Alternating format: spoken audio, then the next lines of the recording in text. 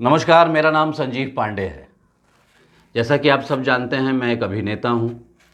Crime petrol, सावधान India, इस तरह के सीरियल्स में आपने मुझे देखा ही होगा। इसके सिवा मैंने बहुत सारे टेलीविज़न सीरीज़ किए हैं, जैसे पोरस, सीआईडी, कसौटी घर घर की, ससुराल सिमर का।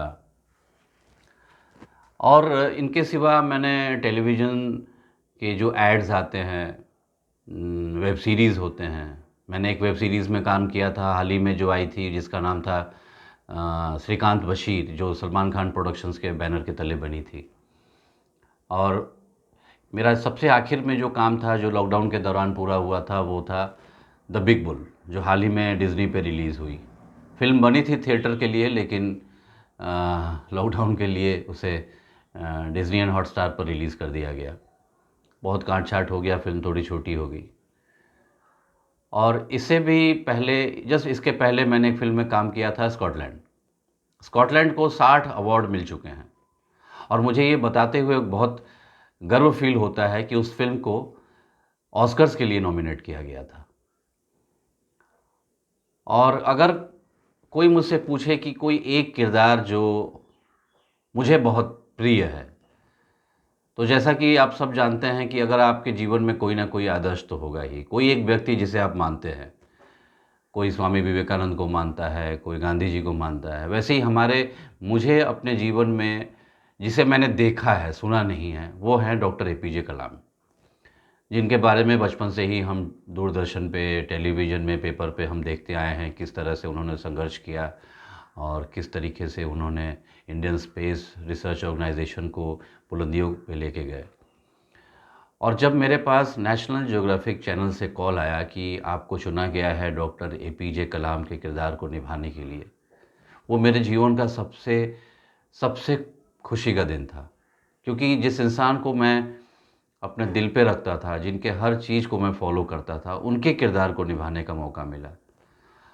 और सबसे बड़ी खुशी की बात है कि उसे Indian original television academy award के लिए चुना गया था। चुना नहीं गया था, उसे एकेडमी अवार्ड मिला भी था, best original television academy award. तो इस तरीके से मेरा सफ़र अभी तक का यहाँ है। फ़िलहाल पिछले 2020 से हम सब लॉकडाउन में हैं।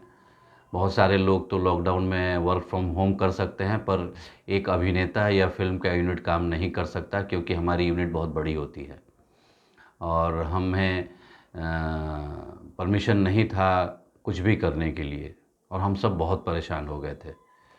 आप लोगों ने बहुत सारे न्यूज़ सुने होंगे जहाँ पे अभिनेता मजबूर हो गए कुछ ऐसे कदम उठाने के लिए जो नहीं उठाना चाहिए, क्योंकि जीवन है तो संघर्ष है।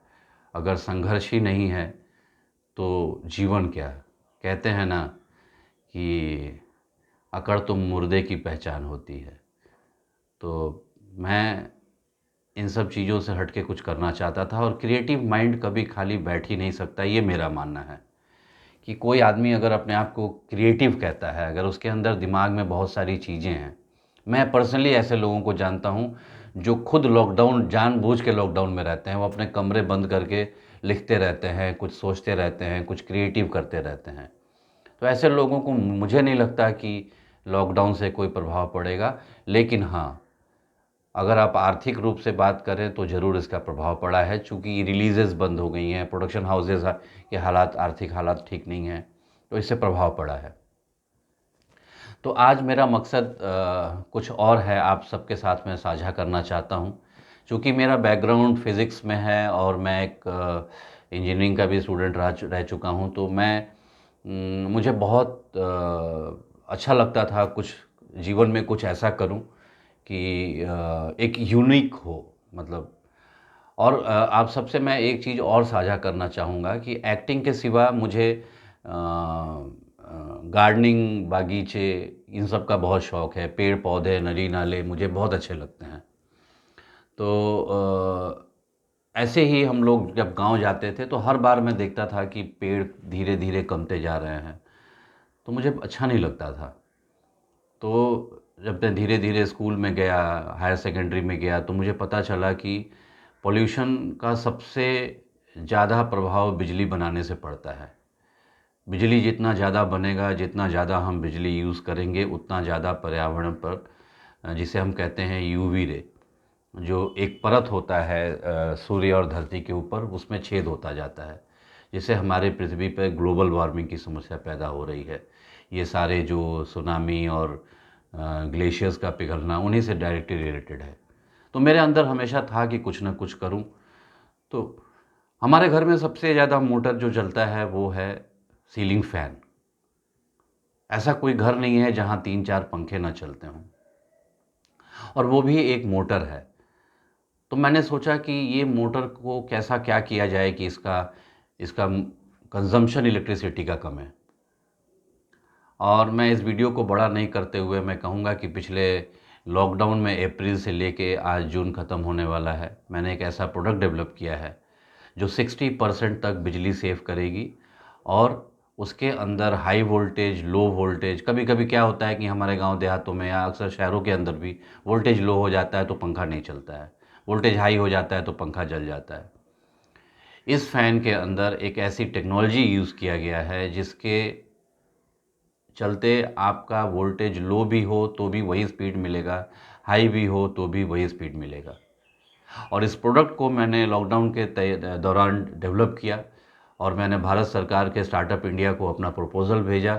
उन्होंने मेरे इस इनिशिएटिव को अप्रिशिएट किया और रिकॉग्नाइज़ किया।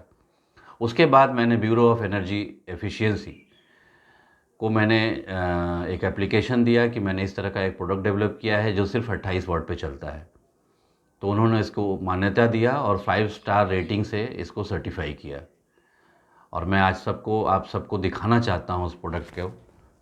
ये है वो फ़ैन, इसका नाम है ग्लू ऑन। ग्लू ऑन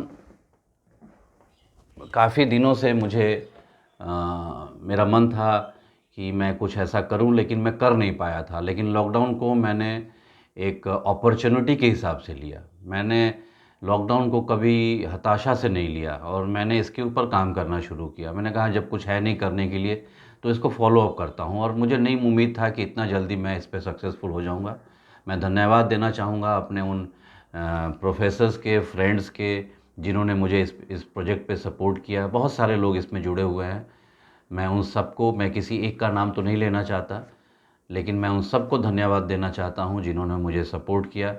और वो सब सुन रहे होंगे, मुझे सुनेंगे आने वाले दिनों में। और हम लोग बहुत जल्द इस प्रोडक्ट को मार्केट में लॉन्च करने वाले हैं।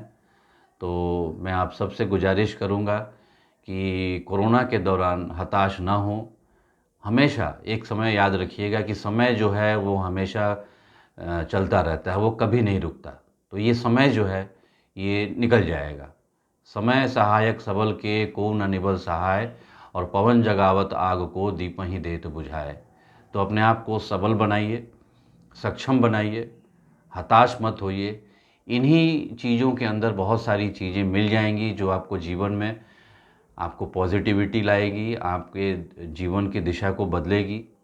तो हताश होने के बजाय आप कुछ ना कुछ सोचिए, कीजिए। आप जानते हैं आप किस चीज़ में अच्छे हैं, आप किस में अच्छे कर सकते हैं। तो बस मेरा आप सबसे यही विनती है कि हताश ना होइए।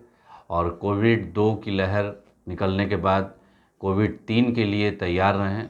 मास्क पहनें और दूरी बनाए रखें लोगों से। आवश्यक हो तभी निकलें। धन्यवाद। नमस्कार।